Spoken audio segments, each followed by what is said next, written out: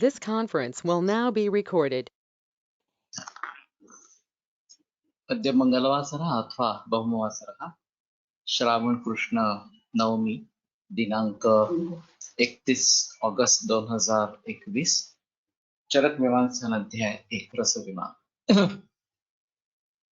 शंखं चक्रं जलकान्दततन्तचकृतं चारुदोर्भिश्चतुर्भिः सूक्ष्मस्वच्छातिहृद्यां शुकपरिविलसन् मौलिनं भोजनेत्रं कालाम्भोदोज्ज्वलाङ्गं कटितटविलसच्चारुपीताम्बराढ्यं वन्दे धन्वन्तरिं तं निखिलगतवनप्रौढदावाग्निलीलम् प्रौढदावाग्निलीलम् ब्रह्मणो हि समारब्धा मात्रे याद्येहि पूजिता अस्मदात् आयुर्वेदरतं वन्दे माधवाख्यं महागुरुम् आयुर्वेदामृतं सर्वं शिष्येभ्यो यः प्रदत्तवान् द्रष्टा ज्ञानी दृष्टकर्मा कृतकर्मा तथैव च अध्यापकोऽभिषक्श्रेष्ठो महान् संशोधकस्तथा गुणैरेतैः समुदितैः यत्कार्यं प्रतनोऽभ्युपः समृद्ध्यर्थं हि कार्यस्य वयं नु प्रयतामहे सरस्वत्यै नमो यस्याः प्रसादात् पुण्यकर्मभिः बुद्धिदर्पणसङ्क्रान्तं जगदध्यक्षमीक्षते आत्रेयं प्रथमं वन्दे आयुर्वेदजगद्गुरुम् आयुर्वेदामृतं सर्वं गृहीत्वा हि सुरेश्वरात् अग्निवेशादिकेभ्यो यत् प्रयच्छति सत्तमः प्रथमं तन्त्रकर्तारम् अग्निवेशं नमामि।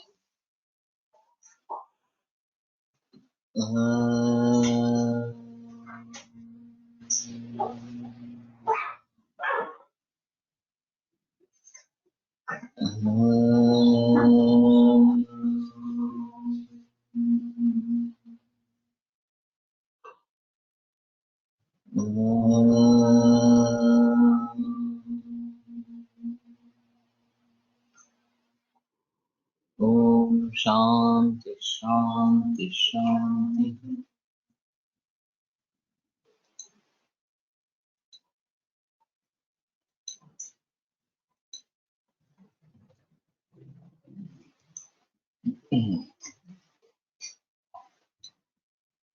तस्मात् दोषातिमान ज्ञानार्थम विमानस्थान उपेक्षामोहनिवेश। तो इसलिए दोषातिमान के ज्ञान के लिए ये विमान स्थान मैं बता रहा हूँ ये अग्निवेश। तो कहने का तात्पर्य अर्थ ये है कि दोषातिमान के ऊपर चिकित्सा निर्भर इस प्रकार की है और इस मान का अगर पता नहीं चले तो वो व्याधि निग्रह करने में समर्थ नहीं रहेगा। और यही हमारा सर्वांगीण दृष्टिकोण या होलिस्टिक अप्रोच इस प्रकार का है और ये आयुर्वेद की खासियत है। अभी जो मैं मराठी में सीरियल चला रहा हूँ सीरीज ऑडियो की आयुर्वेद एक वैशिष्ट्यपूर्ण शास्त्र इस प्रकार, उसमें ये सर्वांगीण दृष्टिकोण सबसे अहम इस प्रकार का है और उसको छोड़ेंगे तो हम आयुर्वेद को ही छोड़ेंगे। तो सबसे अहम मुद्दा ये रहेगा कि हमें किसी न किसी तरीके से हमारा जो वैशिष्ट्य है, हमारी जो अलगता है हमारे शास्त्र की, उसको टिकाए बनाए रखना जरूरी इस प्रकार का रहेगा। तत्रादौ रसद्रव्य दोष विकार प्रभावान लक्ष्यामः। तो उसमें पहले रसद्रव्य दोष विकार इनके प्रभाव के बारे में बताएंगे। तो रस दोष और द्रव्य रसद्रव्य और दोष और विकार ये कॉम्बिनेशंस काफी होंगे इसमें, लेकिन शुरू में जो दिया है वो रस का द्रव्य से रससा, रस का दोष से और रस का विकार से, और फिर द्रव्य का भी दोष से विकार से इस प्रकार का संबंध किस प्रकार का रहेगा और दोष का विकार से संबंध किस प्रकार का रहेगा। इनमें परम्यूटेशंस कॉम्बिनेशंस काफी इस प्रकार के हो जाते हैं। और ये एक तरीका है कि इस तरीके से बहुत सारे भावों को हम एक जगह कैसे सोचते हैं या किसी इकट्ठा लाके किस प्रकार से सोच सकते हैं, तो ये काफी महत्वपूर्ण है। और समझ पाना भी काफी थोड़ा सा मुश्किल है, लेकिन ठीक है, कोशिश तो करेंगे। रसास्तव षट मधुराम्ल लवण कुट तिक्त कषाया। रस जो है वो 6 है। मधुराम्ल लवण कुट तिक्त कषाय ते सम्यक उपयुज्यमानः शरीरं यापयन्ति नित्योपयुज्यमानास्तु खलु दोषप्रकोपाय उपकल्पन्ते। तो उनका सही ढंग से अगर प्रयोग होता है तो वो शरीर का यापन करते हैं, स्वास्थ्य बना के रखते हैं और वही टिकता रहता है इस प्रकार से। लेकिन अगर मिथ्या इस प्रकार का उपयोग उनका किया गया रसों का, तो खलु दोष प्रकोपाय उपकल्पन्ते, तो ये दोष प्रकोप के लिए कारण हो जाता है। यहाँ एक अहम मुद्दा है कि क्षयस्थान वृद्धिश्च दोषाणां त्रिविधा गति। क्षय स्थान और वृद्धि ये दोषों की 3 प्रकार की गति है। इसमें स्थान ये भी गति है। गति है तो इसका मतलब कि कुछ बदलाव होते रहते हैं, आगे आगे बढ़ता रहता है। तो काल की सापेक्ष हमारी आयु आगे आगे बढ़ती रहती है, लेकिन उसमें भी अगर संतुलन बनाए रहता है तो फिर स्वास्थ्य भी बना रहता है। और ये संतुलन किनका है? तो दोषों का संतुलन। तो स्वास्थ्य ये स्टैटिक एंटिटी बिल्कुल नहीं है, डायनेमिक एंटिटी। और ये सबसे अहम मुद्दा है। हम समझेंगे कि अभी मेरा स्वास्थ्य है, अभी मैं कुछ नहीं करूंगा और मेरा स्वास्थ्य बना रहेगा, ये बात नहीं है। तुम्हें स्वास्थ्य टिकाने के लिए या वर्धन करने के लिए भी प्रयास करने पड़ेंगे। मैं कुछ भी नहीं करूंगा, ये बात नहीं चलेगी। दिनचर्या वगैरह जो बातें हैं वो उसको भली भांति निभाना ये आवश्यक इस प्रकार का रहेगा। और पूरा समाज इसके बारे में अभी जागरूक इस प्रकार का नहीं है। अगर कोई बीमारी आ जाती है तो ही वैद्य की सलाह लेनी है, डॉक्टर के पास जाना। और वो भी सिम्टोमेटिक रिलीफ हो जाए तो फिर आश्वस्त हो जाना है कि बस मेरा स्वास्थ्य हो गया, मेरा बीपी हाई हो गया था, टैबलेट ले लिया और आपकी बीपी नॉर्मल हो गया। तो ये तरीका है ही नहीं। क्यों बीपी बढ़ा, क्यों स्वास्थ्य बिगड़ा, इसको ध्यान देना बहुत जरूरी है इसके बारे में। और फिर उसके मुताबिक कारणों को ढूंढना, कारणों को टालना, और चाहे पंचकर्म या रसायन वर्गीकरण इस प्रकार की चिकित्सा ले लेना या रोग की चिकित्सा ले लेना, यह आवश्यक इस प्रकार का रहेगा। और जब फिर से स्वास्थ्य प्राप्त होगा तो उसको बनाए रखना है, या ऐसी नहीं स्थिति कि अभी स्वस्थ हो गया बस अभी कुछ करने का नहीं है। तो उसको कंटिन्यू करने के लिए भी कंटिन्यूअस एफर्ट्स चाहिए। ऐसा नहीं होगा कि कुछ नहीं करेंगे तो ठीक ठाक रहेगा इस प्रकार से। तो ये एक अहम मुद्दा इस प्रकार का रहेगा कि सम्यक उपयुज्यमानः शरीरं व्यापयन्ति। अगर ठीक तरीके से उनका प्रयोग हो रहा है तो वो शरीर का यापन इस प्रकार का करता है, कर सकते हैं। रक्त तपासणी करून दोषांचे प्रमाण काढता येऊ शकेल का? जसे एओसिपिनिन वाढल्यास पेशंटला कोरडा खोकला जातो। इसके बारे में मैंने काफी बार बहस की है कि वातजुष्ट, पित्तजुष्ट, कफजुष्ट रक्त,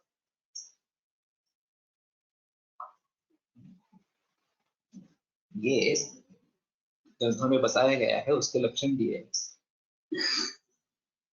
उसमें अगर बढ़ोतरी होती है, उसमें अगर कुछ बदलाव आते हैं तो हम वातदुष्ट करेंगे, उसको कहेंगे वातदुष्ट रक्त, पित्तदुष्ट रक्त। पहला जो है वातजुष्ट है, वात से जुड़ा है।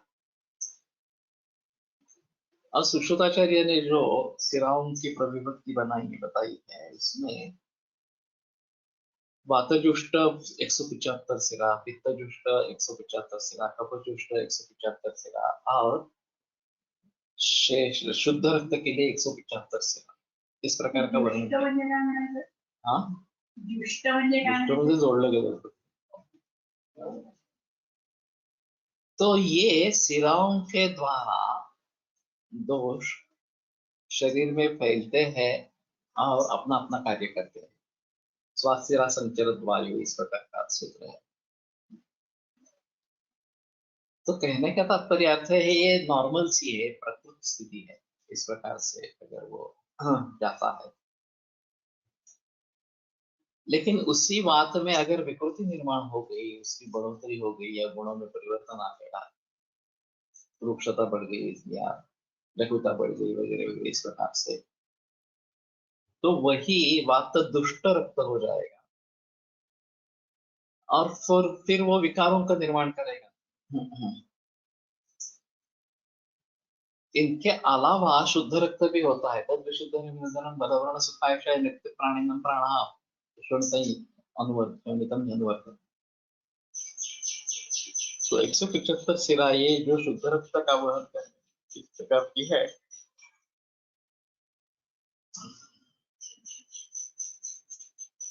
उनमें से शुद्ध रक्त कहाँ से आता है? तो तस्याशिताजाद आहारात बलम प्रविष्य वर्धते।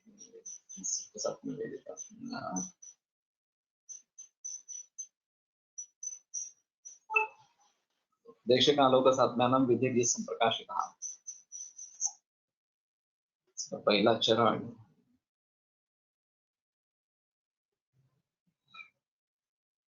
विधिना शोणितम जातम शुद्धम नोति देखना। तो विधि से अगर उत्पन्न होता है रक्त तो शुद्ध होता है, और फिर वात पित्त कफ से जुष्ट भी होता है, और वो अपने अपने सिराओं के द्वारा पूरे शरीर में फैल कर अपना अपना कार्य करते रहते हैं। मैं जो अभी सीरियल कर रहा हूँ, ऑडियो सीरियल, उसमें 3 अंतर्मुख स्रोतस है, प्राण, उदक और अन्न, और 3 बहिर्मुख है, मूत्र, पुरुष और स्वेद, और बाकी सब अभ्यंतर इस प्रकार के हैं। तो प्राण, उदक और अन्न ये तीनों पर पूरा व्यापार अवलंबित इस प्रकार का है। तो इनमें कुछ गड़बड़ी हो जाती है तो स्वास्थ्य बिगड़ने लगता है, और उसका पहला असर इस प्रकार से रक्त के ऊपर होगा।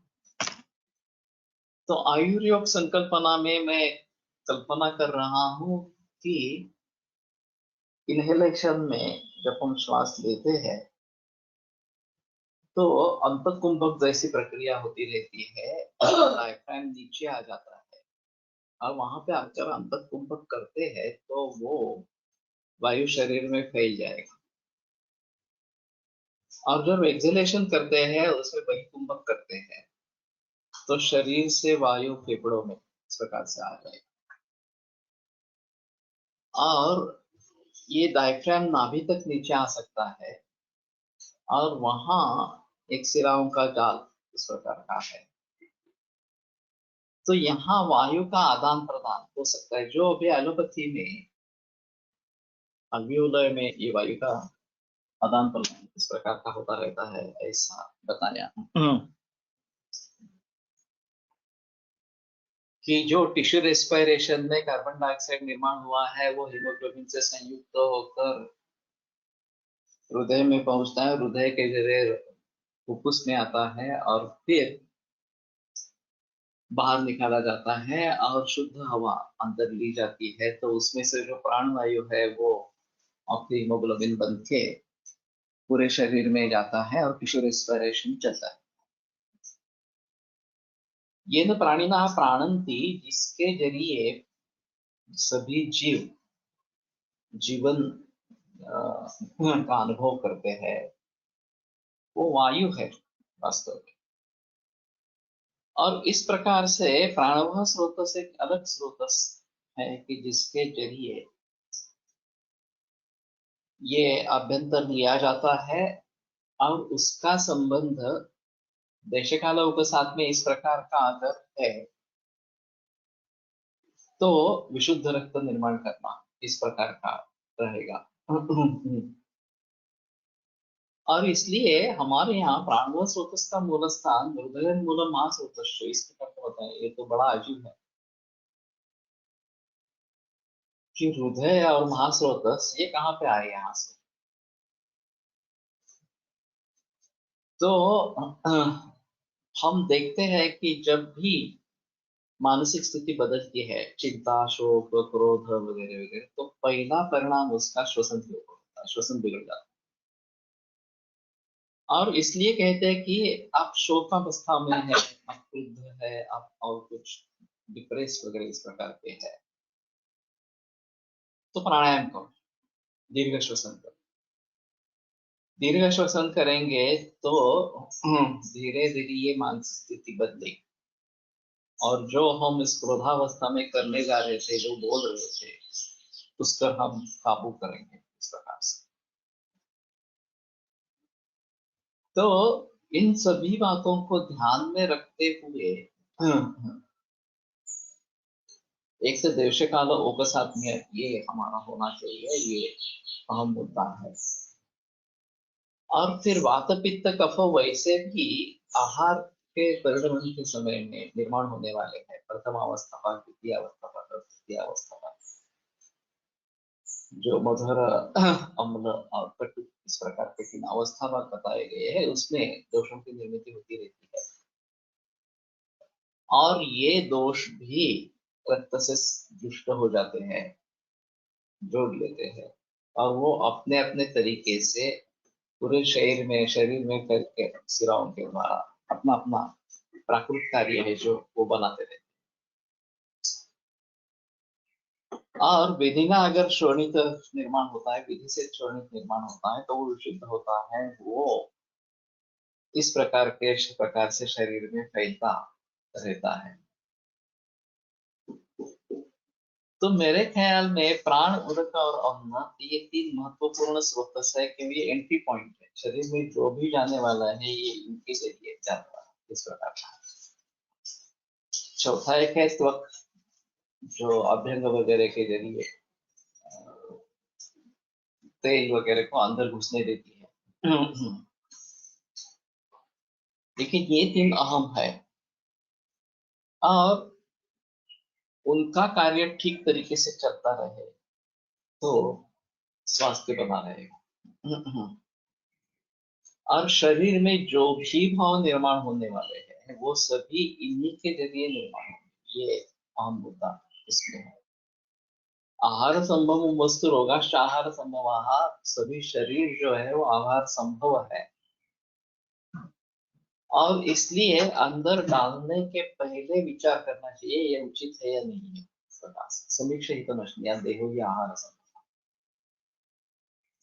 मोएले कहा करते थे कि अंदर डालने से पूर्व ही विचार करना चाहिए। एक बार अंदर डालेंगे तो निकालना काफी मुश्किल है, क्योंकि वो परिणत हो जाता है विभिन्न भावों में। अगर केवल दोषों तक ही परिणति है तो थोड़ा आसान है, पंचकर्म के जरिए दोषों को निकाला जा सकता है। लेकिन आगे चलकर धातुओं में परिवर्तित हो गए, विकृत धातु बन गए, तो काफी मुश्किल हो जाएगा।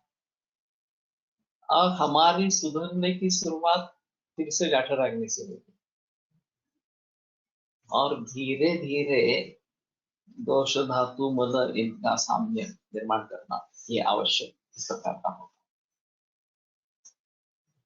अब उसका एक गमक जो मल निर्माण होते हैं वो कैसे निर्माण हो रहे हैं ये देखना है। अगर वो अच्छी तरीके से निर्माण हो रहे हैं तो समझ लेना कि जो सार प्रोडक्ट है, धातु है उसके, वो ठीक तैयार हो रहे। ये मल अगर ठीक तरीके से निर्माण नहीं हो रहे, पुरुष मूत्र या फिर आगे तो करो मुझे, ये जो मल बताए गए धातु, वो अगर ठीक तरीके से निर्माण नहीं हो रहे तो समझ लेना चाहिए कि मूल वचन बिगड़ गया है, सार भाग भी निर्माण अच्छे तरीके से नहीं हो रहा। तो मेरे पास एक प्रतिशय का मरीज था और काफी प्रयास करने के बाद भी वो ठीक नहीं हो रहा था। तो कृश था और प्रतिशय की काफी तकलीफ थी। तो मैंने पूछा कि तुम्हारे कान में भी ज्यादा मन निर्माण होता है क्या, बार बार कान साफ करना पड़ता है? तो सवाल सुन के ही बहुत खुश हो गया। जहाँ तक किसी डॉक्टर ने मुझे ये सवाल नहीं पूछा था, लेकिन ये बात सही है, मेरे कान में इतना मन निर्माण क्यों होता है मुझे मालूम नहीं, लेकिन बार बार मुझे निकालना पड़ता है, 2-3 दिन के बाद मन निकालना ही पड़ता है। तो खमल ये मांस धातु का मल है और ये ज्यादा निर्माण हो रहा है और मांस क्षीण इस प्रकार का है। तो मैंने मांस तत्व उसको बना के दिया था और जैसे वो गुरुता आरंभ हुआ वैसे पुष्टि हुई और ये मल बढ़ना बंद हो गया, नॉर्मल मल निर्माण हो गया और प्रतिशय भी ठीक हो गया। तो देहो ही आहार संभव और बीच में यह अग्नि का फासला इस प्रकार का है। अब अगर इस प्रकार के किसी धात्वग्नि की दृष्टि है, उसके जरिए सार्वपित्त विभेदन ठीक तरीके से नहीं हो रहा, तो हमें उसके बारे में सावध होना जरूरी। तो ये मधुराम्ल लवण कटुतिक्त कषाय ये 6 रस है और अभी के विज्ञान में इन रसों का कोई स्थान नहीं है, क्योंकि एलोपैथी ने इसके बारे में कोई सोचा ही नहीं। तो अगर हम साइंटिफिसिटी ऑफ आयुर्वेद सिद्ध करना चाहते हैं, एक वैशिष्ट्यपूर्ण शास्त्र ये जो मैं बताने जा रहा हूँ, उसमें आहार से रस का संबंध, रस का महाभूतों से संबंध, महाभूतों का शरीर से संबंध या दोषों से संबंध, ये बातें स्पष्ट करनी है कि आहार रस प्रधान इस प्रकार का है और रसों में दो दो महाभूतों का आधिक्य इस प्रकार का है और दोषों में भी महाभूतों का आधिक्य इस प्रकार का है। तो उसके जरिए कौन से रस से किस प्रकार के महाभूत या दोष बनेंगे के बारे में सोच सकते हैं और फिर उसके आधार पर निदान चिकित्सा कर सकते हैं। ये एक बड़ा अहम मुद्दा इस प्रकार का है। तो इन 6 रसों का अगर भली भांति प्रयोग होता रहता है और योग्य मात्रा में प्रयोग होता रहता है, तो शरीरम यापयन्ति, शरीर का यापन वो करते हैं। मिथ्या विपेज्यमानास्तु खलु दोषोपपाय, लेकिन उधी का अगर गलत तरीके से प्रयोग हुआ तो दोष प्रकोप के लिए वो कारण इस प्रकार का हो जाता है। तो अभी क्या होता है कि मॉडर्न में कोई खोज होती है तो हमारे बुजुर्ग या कुछ लोग कहते हैं हाँ ये तो हमारे आयुर्वेद में पहले से ही है, यहाँ पे ऐसा लिखा है वगैरह। तो ये बातें छोड़ो, क्योंकि ये बातें लोग मानने वाले नहीं है। वो बोलेंगे आप, अगर आपके पास है तो आपने पहले क्यों नहीं बताया? जब हमने खोज की तो आपको पता चला कि हमारे पास भी है। तो जो अभी उनके पास नहीं है लेकिन हमारे पास है, इसमें रस एक प्रधान है और आहार एक प्रधान है। और जो मैंने अभी बात कही कि आहार, पानी और वायु, ये 3 शरीर में घुसने वाले पदार्थ इस प्रकार के हैं, अंदर जाने वाले पदार्थ हैं। तो उन सभी के बारे में हमें थोड़ा जिक्र करना पड़ेगा। पानी के बारे में काफी बहस है, आहार के बारे में काफी बहस ग्रंथों में है, वायु के बारे में उतनी बहस नहीं है, तो शायद वो योग से जोड़ लेंगे। और ये जो नाभि में सिराओं का जालक है, चक्र है, ये जो ग्रंथों में वर्णन है, ये वास्तविक है, ये एम्ब्रियोलॉजी का वर्णन है। और जब जन्म होता है तो ये कार्य हृदय के जरिए होता रहता है और विक्षेपण होता रहता है रक्त का, ऐसा आधुनिक वैद्यक मानता है। लेकिन हमारे हिसाब में वो केवल रस के लिए है, रक्त के लिए नहीं है। ये बड़ी समस्या है। और रक्त की दृष्टि स्थानिक होती है, वहां स्थानिक उपचार, जलों का उच्चारण हो, शिलागत हो, और दोषों को निकाल सकते हैं उसके जरिए। ये एक अहम मुद्दा है। तो तस्मात् चिकित्सार्थ इति प्रतिष्ठा तथा चिकित्सा की जो बस्ती रह गई, बस्ती जो है वो आधी चिकित्सा या पूर्व चिकित्सा इस प्रकार से बताई गई है। तथा निजागंत विकारकारी रक्तौषध शिलाव्य, और उसी प्रकार शिलाव्य भी आधी चिकित्सा या पूरी चिकित्सा। तो ये बात क्यों आई? अगर नाभि में जो शिराओं का जालक है वो जन्म के बाद रूडिमेंट्री रह जाता है, आगे उसका कुछ नहीं होता है, बाकी सब फंक्शन जो टेक ओवर होता है वो हृदय के द्वारा टेक ओवर होता है और उससे रक्त विक्षेपण होता रहता है, ऐसा तो मॉडर्न एनाटॉमी और फिजियोलॉजी का कहना है। उससे बिल्कुल अलग आयुर्वेद का कहना इस प्रकार का है, और इसलिए शिराव्यध या आधी चिकित्सा है पूरी चिकित्सा है। वैसे वो वातजुष्ट पित्तजुष्ट वगैरह का रक्त वहन करती है, रक्त का वहन करती ही है, लेकिन दुष्ट रक्त का भी वहन करती है, जिसके लिए पृथ्वी आकाश जल, आकाश अग्नि, आकाश जल वायु, इन कॉम्बिनेशन से रस क्यों नहीं बनते बताइए है। बाकी कॉम्बिनेशन से तो 6 रस हो गए। ये इस प्रकार के सवालों का कोई जवाब नहीं है। जो सत्य स्थिति है वो आपके सामने है। इस प्रकार से कॉम्बिनेशंस करके और कुछ बन सकता है क्या? ये थोड़ी अलग इस प्रकार की स्थिति रहेगी।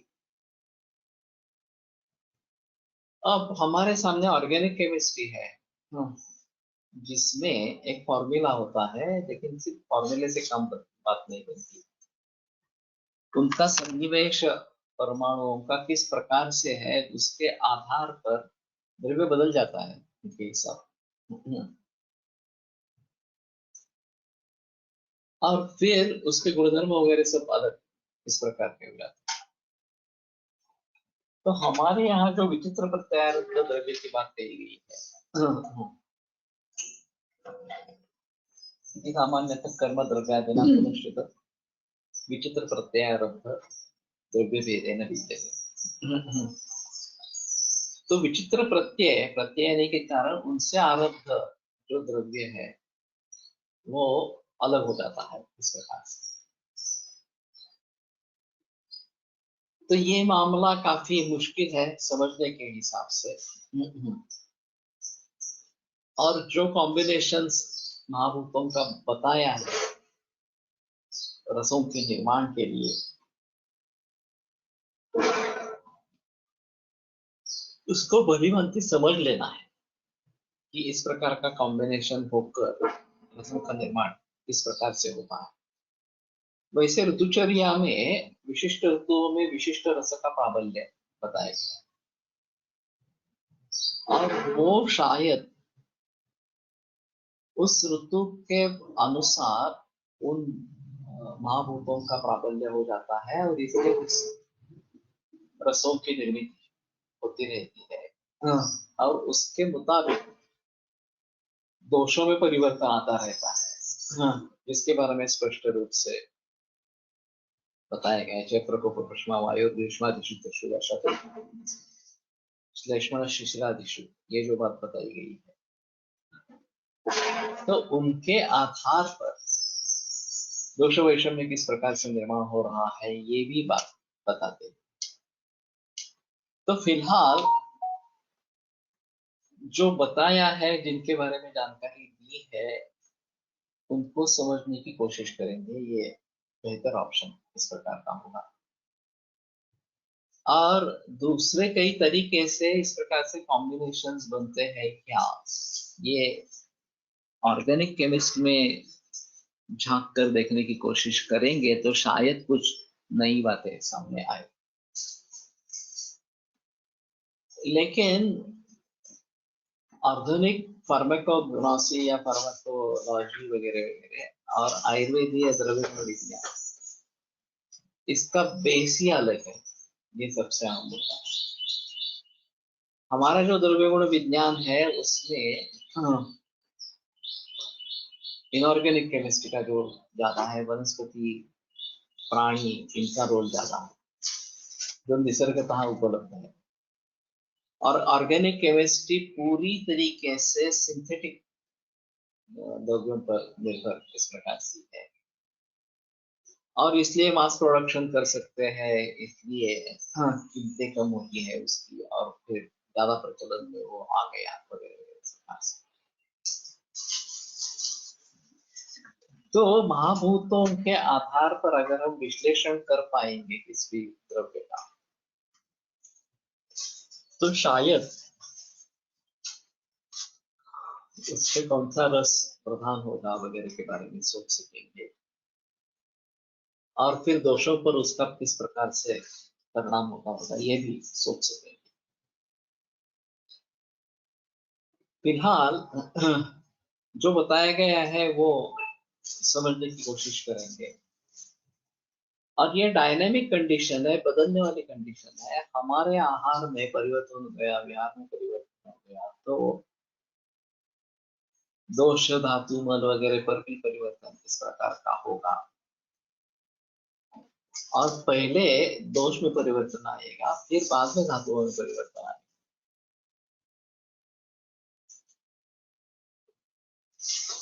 लेकिन कारणों को ढूंढना जैसे ही एलोपैथी ने छोड़ दिया, तो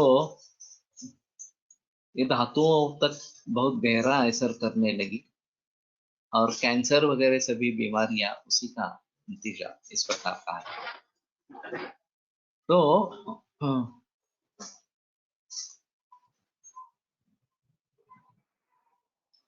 इनमें 3 दोष है इस प्रकार के बताने, सहा रस है ये बताने के बाद दोषा पुनः त्रयो वातपित्त श्लेष्मणः, दोष पुनः 3 है, एक वातपित्त और कफ।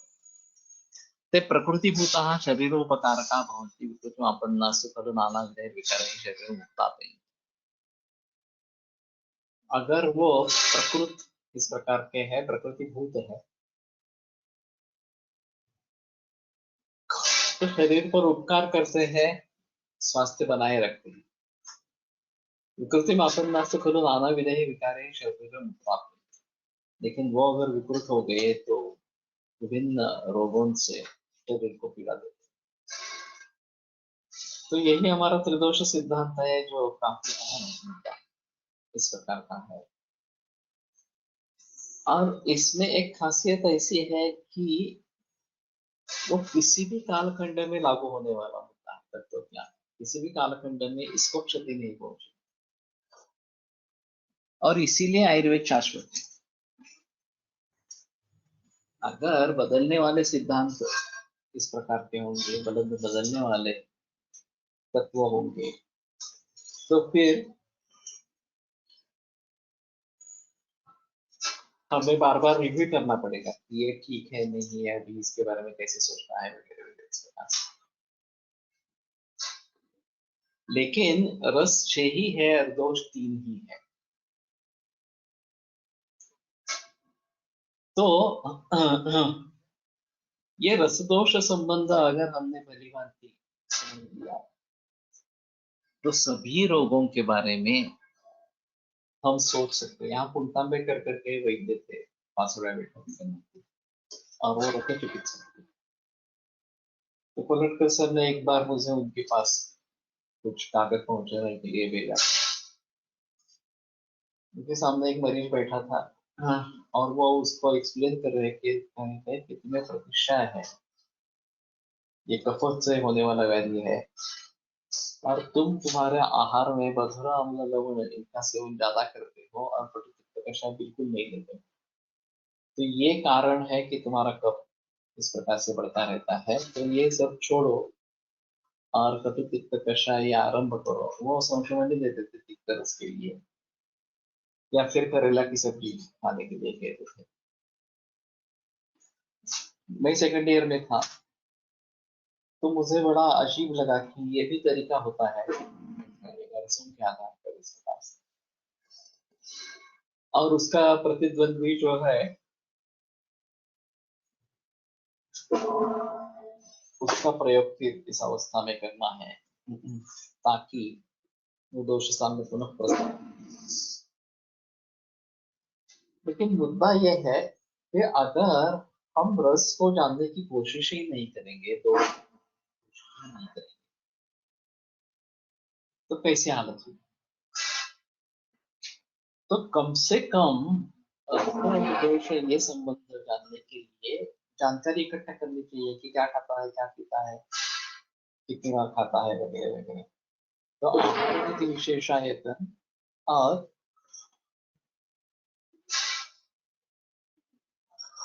आहार के बारे में पूरी जानकारी अगर हो तो हम सोच सकते हैं कि किस प्रकार का डेवलप हुआ होगा अंदर इस प्रकार से।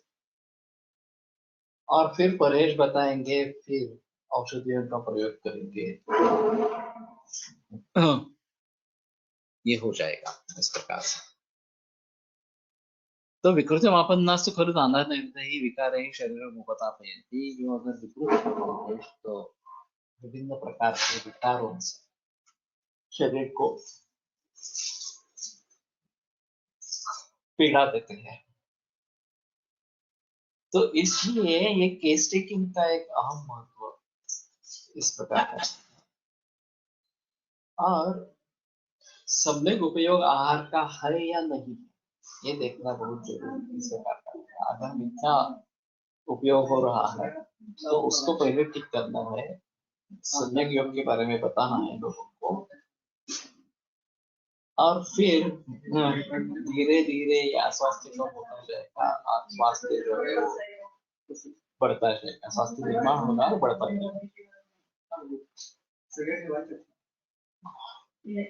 तो तात्पर्य अर्थ ये है कि हमें 6 रस और 3 दोष इनके बारे में सोचना है।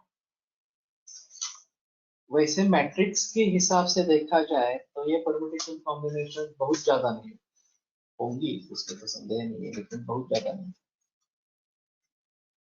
अगर हम किसी न किसी तरीके से एनालिसिस कर पाते हैं आहार का, कौन सा रस ज्यादा प्रमाण में जा रहा है, कौन सा कम जा रहा है,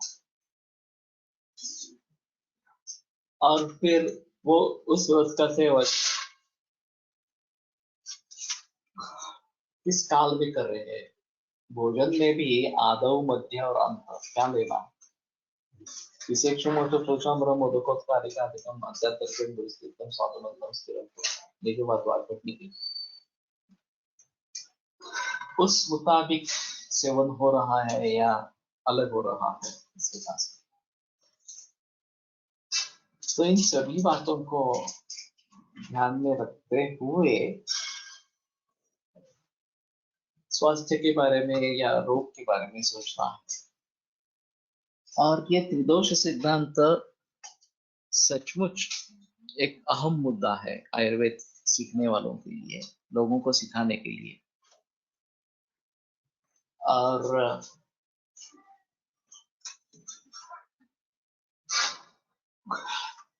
इसके जरिए अगर हम हमारी संप्राप्ति एस्टेब्लिश करते हैं पूरे विश्व में आधारों पर। अब लोग कहते हैं कि पंचमहाभूत वगैरह कैसे सिद्ध करेंगे, अभी है में या आधुनिक विज्ञान में काफी बहस हुई है। फिर भी बहुत सारा स्कोप आयुर्वेद के तरीके से इन सभी भावों को देखना एक अहम मुद्दा इस प्रकार का रहेगा, और उसके लिए हमें प्रयास करते रहने पड़ेंगे। तो नानाविधैः शरीरैः विकारैः शरीरम् उपतापयन्ति तत्र दोषम् एकैकं त्रयस्त्रयः दशा जनयन्ति त्रयस्त्रयेषु उपशमयन्ति। तो एक एक दोष को तीन तीन रस निर्माण करते हैं और तीन तीन रस उसका शमन इस प्रकार का। तो यथा कटुतिक्त कषाया वातम जनयति मधुरामल लवणास्तु एवं शमयति। तो कटुतिक्त कषाय इस प्रकार के जो रस है वो वात को निर्माण करते हैं। अब हम जब पांचभौतिक संगठन देखते हैं इन रसों का, तो उसमें वायु निश्चित रूप से है, इसके साथ साथ में अलग अलग इस प्रकार के नाम होंगे। तो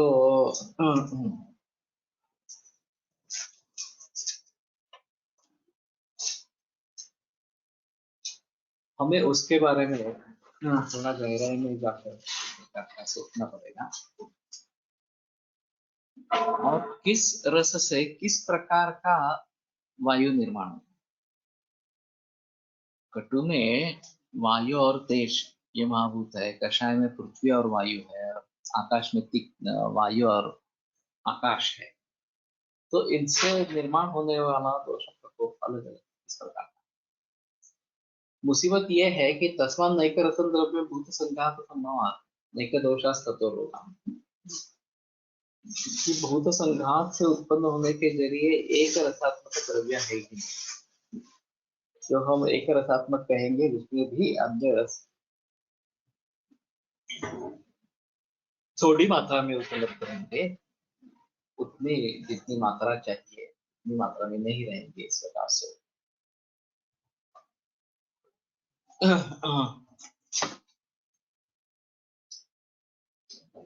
तो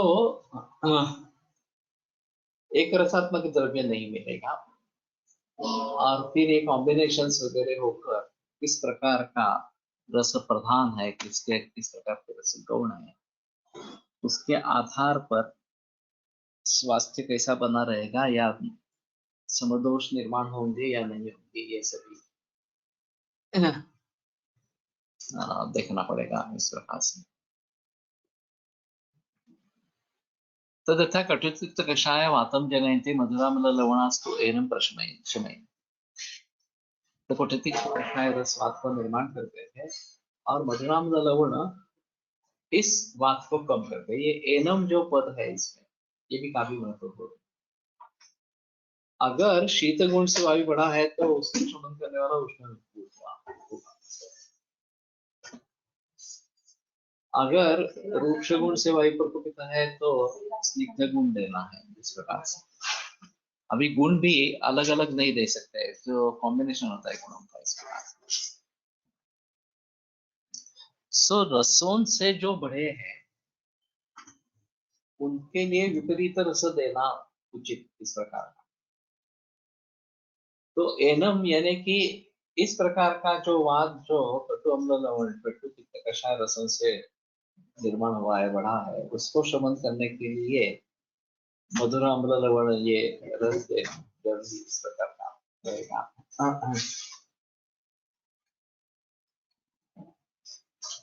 और फिर कौन से द्रव्य अच्छे हैं, क्या है, बाकी संकल्प करना है, प्रदर्शन करना है, के बारे में सोच के किस द्रव्य का कहाँ पे प्रयोग करना है ये देखना है। तो रसों से उत्पन्न जो दोष है उनको रस विपरीत चिकित्सा ही चाहिए। गुणों से उत्पन्न जो दोष है उनको गुण विपरीत अन्य गुणों की विपरीत चिकित्सा चाहिए। मैंने एक केस बताई थी नानंद सर के यहाँ की, कि अमवात का मरीज था, सभी संधियों में सूजन जकड़न और शूल था, और अमीर आदमी था। तो वो बड़े अभिमान से कह रहा था गर्व से कि मेरा पूरा घर एसी है, मेरा ऑफिस एसी है, मेरी कार एसी है, तो मैं सिर्फ एक एसी से दूसरे एसी में चला जाता हूँ। और फिर उसने कहा कि मेरे पास दो बड़े रेफ्रिजरेटर है। तो नानंद सर ने पूछा कि क्यों दो? तो बोले एक में वो रेगुलर जो सब्जी वगैरह है वो रहती है, और दूसरे फ्रिज में जो उतना ही बड़ा है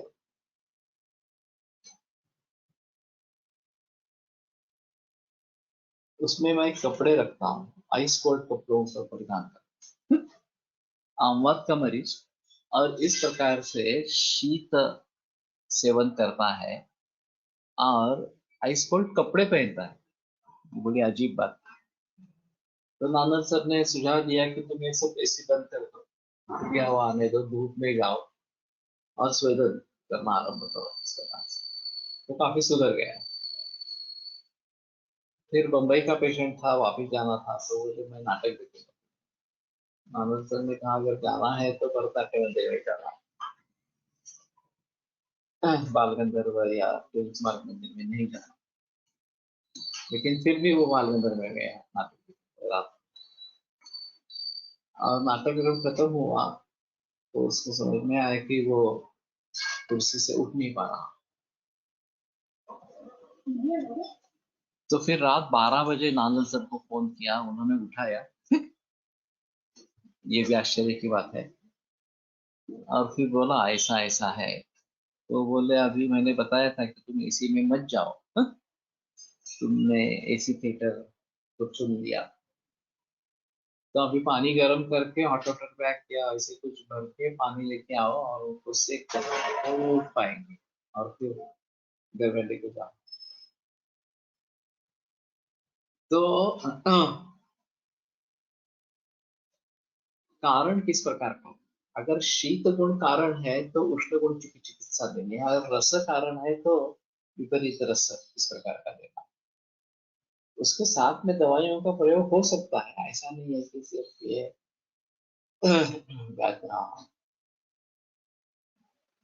व्याधि प्रत्यनिक की चिकित्सा करनी है। उसके पहले दोष प्रत्यनिक, रस प्रत्यनिक इस प्रकार की चिकित्सा करनी है। और फिर जब ये सुधरने लगेगा तो बाकी गुणों के बारे में वगैरह इस प्रकार के सोचेंगे। कट्वम्ल लवणाः पित्तं जनयन्ति मधुरतिक्त कषायस्तु एतच्छमयन्ति। तो मधुराम्ल नहीं, कट्वाम्ल लवण ये पित्त को निर्माण करते हैं और मधुरतिक्त कषाय इस प्रकार के रस से बड़े हुए पित्त का शमन करते हैं। मधुराम्ल लवणाः श्लेष्माणं जनयन्ति कषायस्तु एतम् शमयन्ति। मधुराम्ल लवण एक कफ का निर्माण करने वाले हैं और कषाय उसका शमन करने वाले इस प्रकार। तो रसों से अगर दोष बढ़े हैं तो रस ही देना उचित है, विपरीत रस देना ही उचित है। और उस प्रकार के दोष प्रकोप को रस ही शमन करेंगे उसका। दूसरे किसी गुणों से हम शमन करने की कोशिश करेंगे तो उतना अच्छा नहीं होगा और उसमें कमियां इस प्रकार की रह जाएंगी। रसदोष संधिपाते तू ये दोषा रसाः ये ही दोषे समानुगुणाः समानगुणगोष्ठाः भवन्ति तेतान् अभिवर्धयन् विपरीतगुणाः विपरीतगुणभूयिष्ठा वा शमयन्ति अभ्यस्यमानानि। तो रस और दोष इकट्ठा आने पर रस दोष संधिपात ये तू ये रसाः दोषे ही समानुगुणा ये ही दोषे समानुगुणा समानुगुणाभ्यासभूयिष्ठा वा भवन्ति तेतान् अभिवर्धयन्। तो समान गुण या समान गुण भूमिष्ठ इस प्रकार के जो रस जिन दोषों के साथ होंगे वो उनको बढ़ाएंगे और विपरीत गुण या विपरीत गुण भूयिष्ठ वो शमन करेंगे अभ्यस्य माना। और इसमें एक अहम मुद्दा है कि अगर निरंतर अभ्यास चलता है, अभ्यास प्रक्रिया, तो इसमें रुकावट वगैरह नहीं आने वाली है। अनियंत्रित अगर चालू रहता है तो बात होती है कि ये दोषों का शमन इस प्रकार के करते हैं। इतर व्यवस्था है तो हो शक्तम् उपदिश्यते रसानां परस्परेण असंसृष्टानां त्यक्तञ्च दोषः। और इसकी व्यवस्था ठीक हो इसलिए रस 6 है और दोष 3 है, ये बात बताई गई है। और परस्परेण असंसृष्टानां एक दूसरों से मिले जुले ऐसा कहते हैं, केवल रस और उसका एक ही द्रव्य और उसका एक ही रस, ऐसी अगर स्थिति रहेगी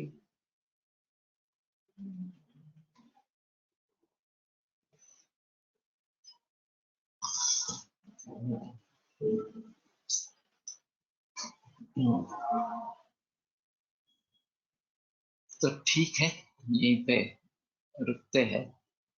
तो त्रित्वम च दोषाणाम विशिष्ट रसासा विशिष्ट प्रतिद्वंद्व रस असतील का, स्वयंपाकात तिखट जास्त राहतं, आंबट किंवा खारट मीठ घालतात, त्याचा विचार करत आहे।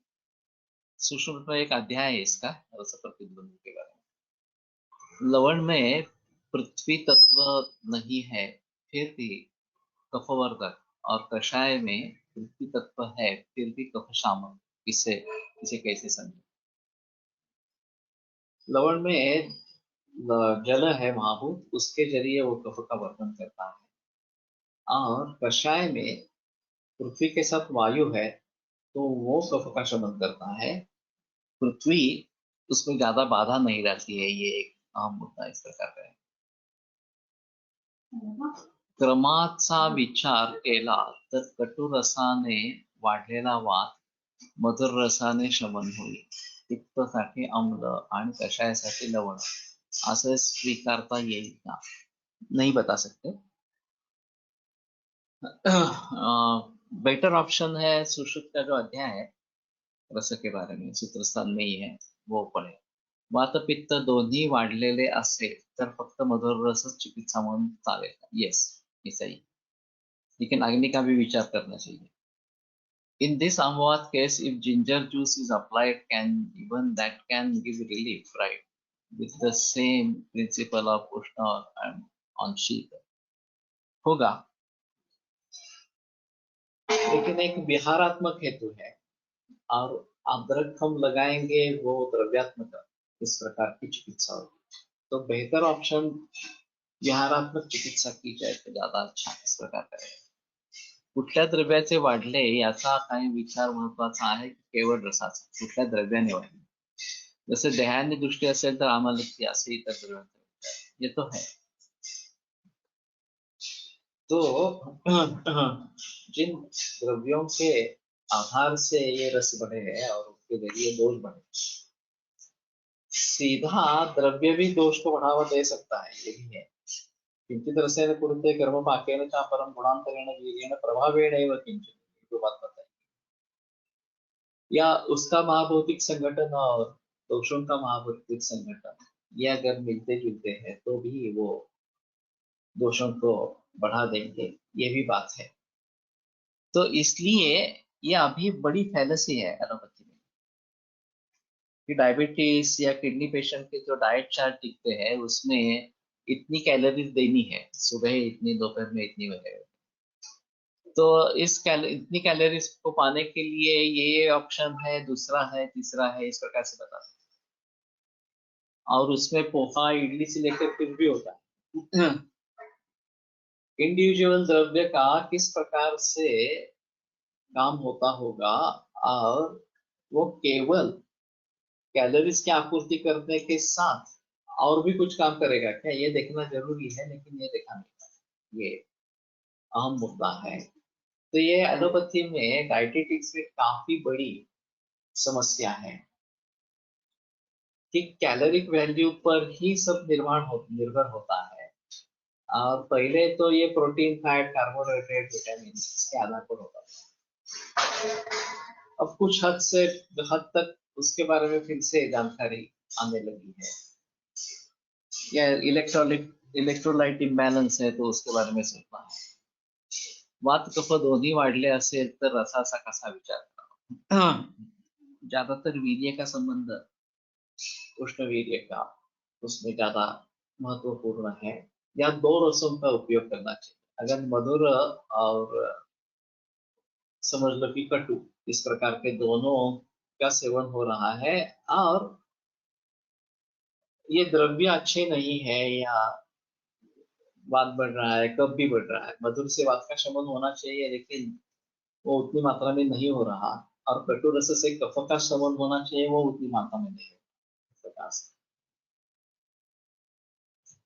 तो शायद इसके लिए कुछ तिक्त और अम्ल वगैरह इस प्रकार के द्रव्यों का सेवन होना चाहिए, ताकि ये बात हो सके कि दोनों का शमन इस प्रकार के हो जाए। तो तिक्त रस वात को बढ़ावा देने वाला है, तो उसके साथ में दूसरा कुछ रस हो जो वात का शमन करे, और साथ ही में जो कफ की बढ़ोतरी हो रही है उसको ज्यादा मात्रा में नहीं बढ़ाए। तो जो प्रभावात दोष शमन इस प्रकार के द्रव्य हैं, उनके बारे में थोड़ा सा कि हरितक्यामल की वगैरह इन प्रकार के बारे में जो दोषों को बढ़ावा नहीं देंगे लेकिन दोषों को कम कर देंगे। तो ये उनके बारे में थोड़ा सोच सकते हैं। तिक्त उष्ण गुरुचि, हम अभी रसों का विचार कर रहे हैं, तो उष्ण वीर्य का मैं नहीं जिक्र करने का। यस्य रस विकल्पज्ञा सच्च दोष विकल्प रसमुह्य विकारणाम हेतु लिंगोपशांतिषु, इसके आधार पर अगर हम रस विकल्पज्ञ हैं और दोष विकल्पज्ञ हैं तो शायद ये बात बनेगी किस प्रकार के द्रव्यों का प्रयोग करना, रसों का प्रयोग करना है, इसके बारे में सोच सकते। आयुर्वेद प्रकांडो निगदित इह हि शल्यतंत्र प्रधानः, शिष्येभ्यः शाश्वतोऽयं निखिलजनकृपा व्याप्तचित्तेन येन आयुर्वेदस्य वाञ्छन् पुनरपि भुवने ताञ्च सुष्ठु प्रतिष्ठां श्रेष्ठं धन्वन्तरिं प्रणमति च सदा वैद्यवर्गो हि नूनम्, वैद्यवर्गो हि नूनम्।